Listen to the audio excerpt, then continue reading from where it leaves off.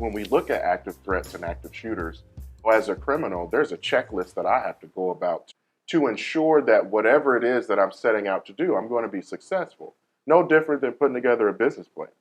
So if I'm trying to kill as many people as I possibly can, I definitely need to pick an area that doesn't have guns or has a high likelihood of not having firearms. So that's why you see the majority of these active shooter incidents occurring in gun-free zones. But I know one thing, hatred is taught, okay? We're not born with that kind of stuff, it's taught.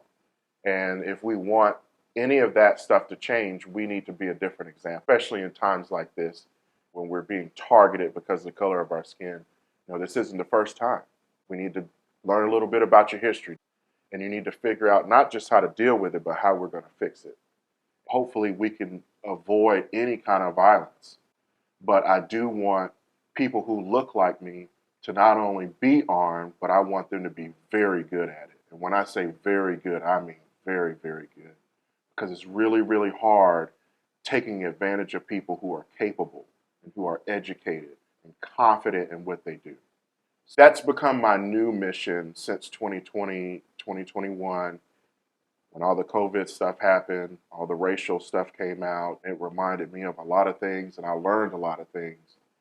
Even if you look back at my classes, prior to that, the majority of my classes were full of people who are white. Now, it's mainly black. And I never really paid attention to that, but I love that. It deepens your mission and your purpose when you're doing it for your people.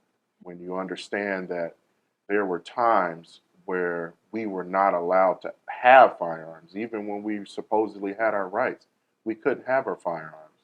When you realize that when they go, oh yeah, well that's not right, so let's do away with that, but let's talk about this amendment over here, so if you go and commit these types of things, we're going to strip that stuff from you anyway. We need to be able to stand up for ourselves in an educated fashion and in a capable fashion.